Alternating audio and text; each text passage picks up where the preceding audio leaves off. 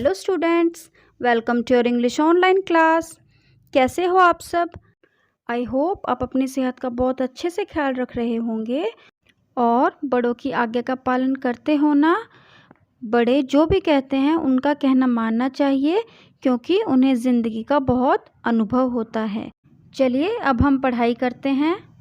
तो आज हम क्या करेंगे? आज हम आपकी 5th क्लास की text book my book of English का chapter number 3 flying together read करेंगे और फिर से हिंदी में ट्रांसलेट भी करेंगे।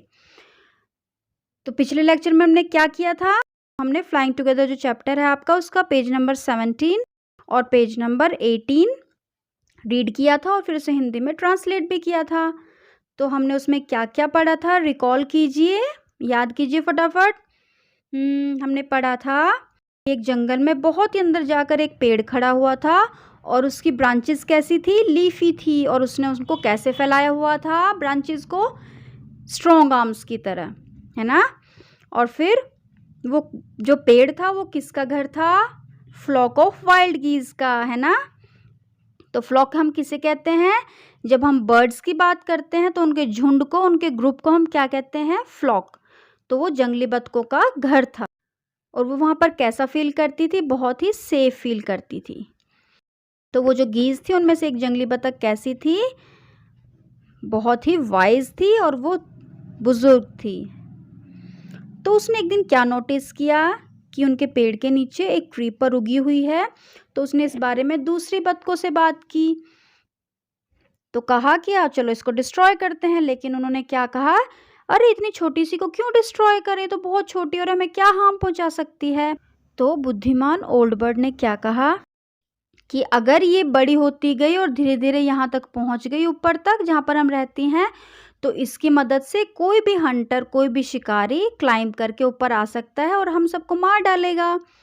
तो उन्होंने कहा अरे नहीं, इसको डिस्ट्रॉय करते हुए तो हमें बहुत दया आ रही है ना, ये बहुत छोटी है, हम इसे नष्ट क्यों करें।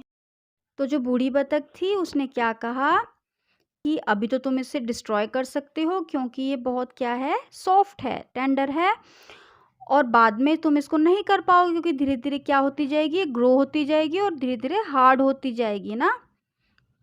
तो उन्होंने, जो दूसरी यंग बतख थी, उन्होंने क्या कहा? अरे हम देख लेंगे, देख लेंगे। और वो उसकी जो सलाह दी थी ओल्ड बर्ड ने वो बिल्कुल ही भूल जाती हैं।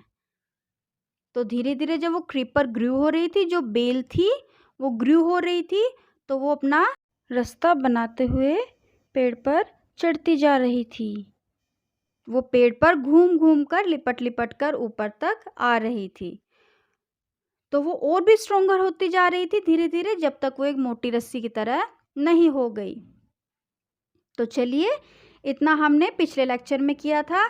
जिन बच्चों ने इसे नहीं पढ़ा है वो मेरे पिछले लेक्चर में जाकर पढ़ सकते हैं। तो चलिए पेज नंबर 19 पर चलते हैं। अब आगे क्या हुआ? बहुत इंटरेस्टिंग है, चलिए पढ़ते हैं। One morning when the geese had gone out in search of food, a hunter came to the forest. Search का मीनिंग होता है तलाश। तो एक सुबह जब सारी गीज खाने की तलाश में बाहर गई हुई थी तो एक हंटर जंगल में आया।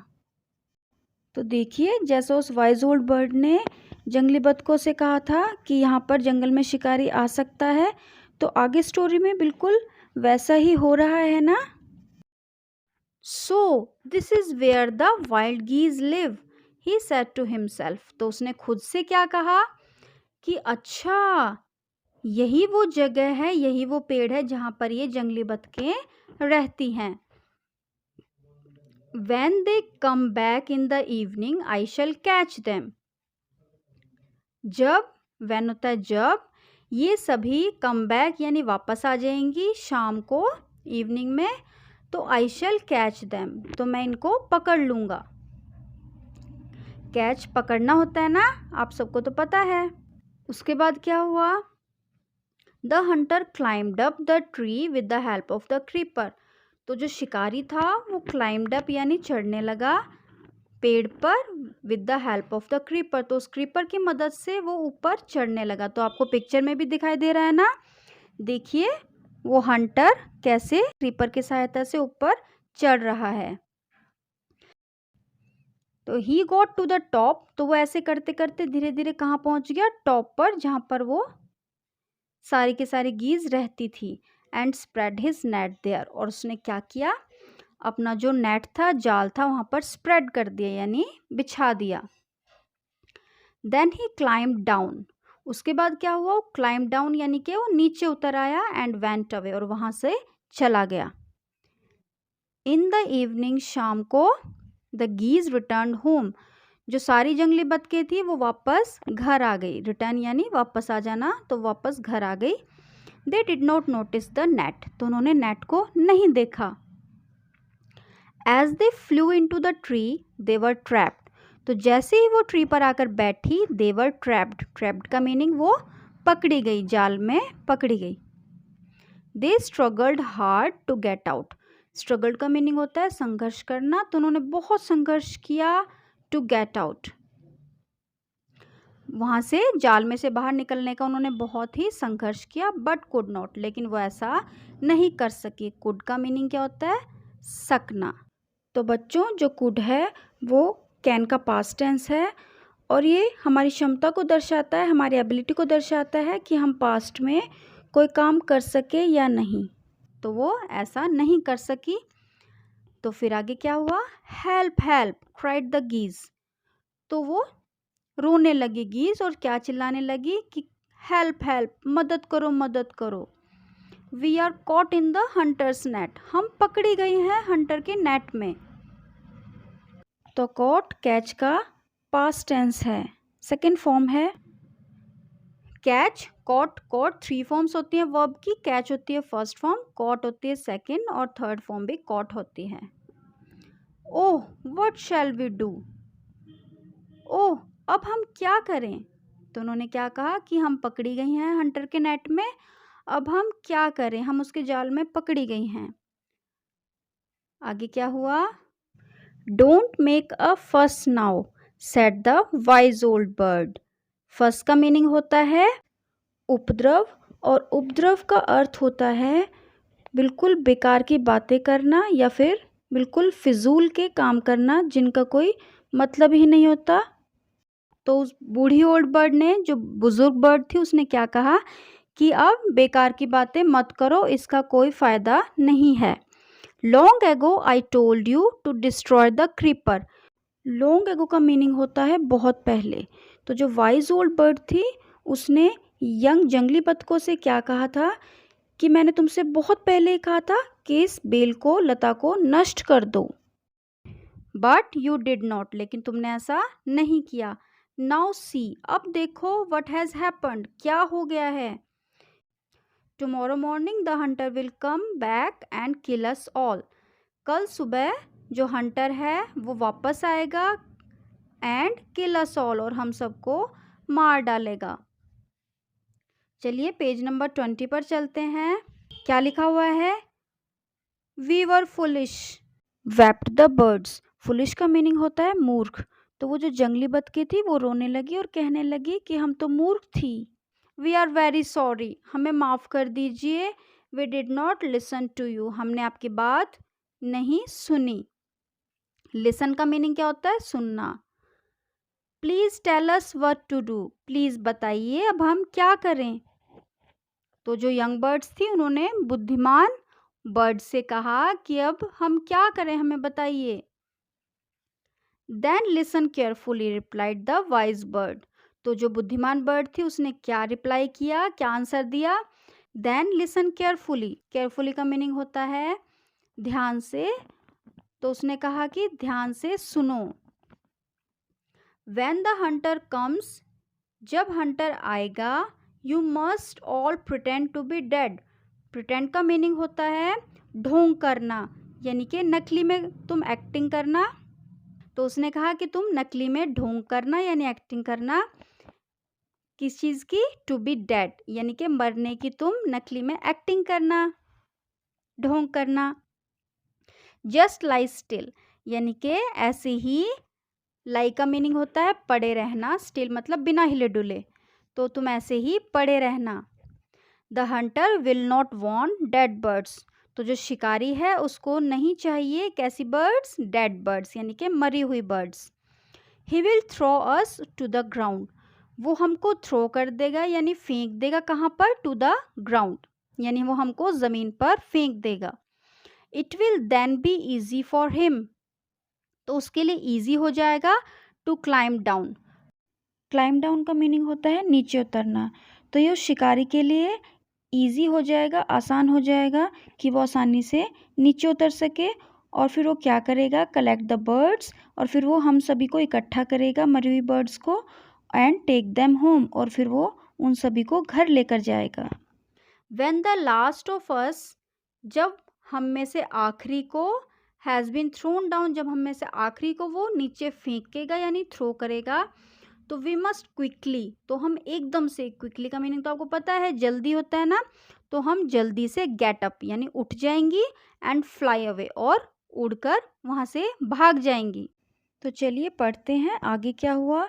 इन the morning the hunter came to the tree and climbed up, तो सुबह को क्या हुआ कि वो जो शिकारी था वो पेड़ के पास आया और ऊपर चढ़ने लगा। He looked at the geese in the net, और उसने देखा कि जो जंगली बतखें हैं वो जाल में फंसी हुई हैं। They are all dead, he muttered to himself. Muttered का मीनिंग होता है बड़बड़ाना, यानी कि वो अपने आप से ही कुछ कुछ कह रहा था कि दे आर ऑल डेड, कि ये सब तो मरी हुई हैं। He threw them out of the net one by one, तो उसने थ्रू करना शुरू किया यानी कि उसने फेंकना शुरू किया, किसको, सारी गीज को, वन बाय वन यानी एक एक करके उसने उनको जाल में से निकाल कर और नीचे फेंकना शुरू कर दिया। द बर्ड्स ले स्टिल, जो बर्ड्स थी, स्टिल का मीनिंग मैंने आपको पहले भी बताया था ना कि बिना हिले डुले, तो वो ऐसे ही पड़ी रही बिना हिले डुले, अनटिल द लास्ट वन, जब तक, अनटिल का मीनिंग होता है जब तक, last one had been thrown down, तो जब तक उसने लास्ट को फेंक नहीं दिया वो सारी ऐसे ही पड़ी रही। Then all at once they got up, got up get up का पास्ट टेंस है, तो एकदम से वो उठी। फ्लैप देयर विंग्स, फ्लैप का मीनिंग होता है फड़फड़ाना, तो उन्होंने क्या किया, अपने पंख फड़फड़ाए, एंड फ्लू अवे, और वो वहाँ से उड़ गई। तो पिक्चर में आप देख रहे हो ना, सारी के सारी गीज उड़कर वहाँ से भाग रही हैं, और जो शिकारी है वो पेड़ पर बैठा हैरानी से उन्हें देख रहा है। बहुत ही हंसी आ रही होगी ना आप सबको कि अरे ये क्या हुआ, शिकारी तो ऐसे ही देखता ही रह गया। The Hunter was taken by surprise, तो क्या हुआ कि हंटर भी सरप्राइज होकर, हैरान होकर उनको देखने लगा, उसको भी बहुत हैरानी हुई।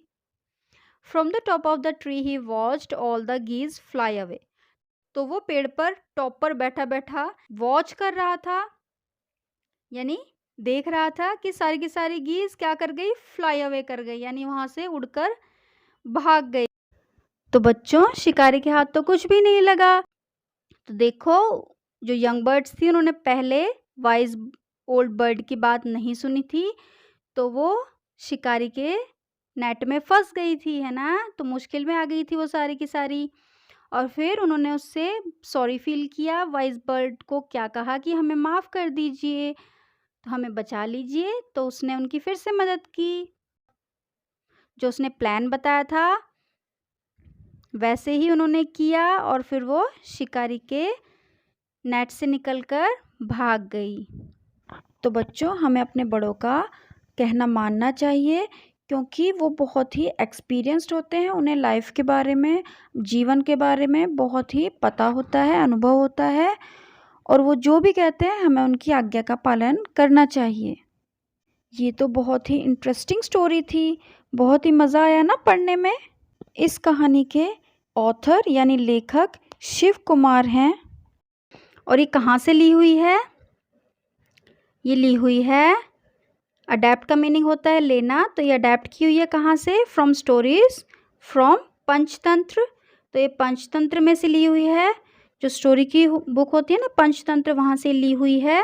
और इसका नाम वहाँ पर क्या था, अ वाइज ओल्ड बर्ड, है ना, वो बुद्धिमान बर्ड के ऊपर ये स्टोरी थी। और यहाँ पर बुक में क्या नाम है स्टोरी का, फ्लाइंग टुगेदर। तो आप सबको कैसी लगी ये स्टोरी, बहुत मज़ेदार थी ना। तो बच्चों, इस चैप्टर की रीडिंग और ट्रांसलेशन हमारी कंप्लीट हो गई है। आई होप आपको अच्छी तरह से समझ आ गई होगी। अगले लेक्चर में हम इसके वर्ड मीनिंग और इसका कॉम्प्रिहेंशन वाला पार्ट करेंगे। तब तक अपना और अपने बड़ों का ख्याल रखिएगा। तो अगले लेक्चर में मिलेंगे। Till then, goodbye, take care.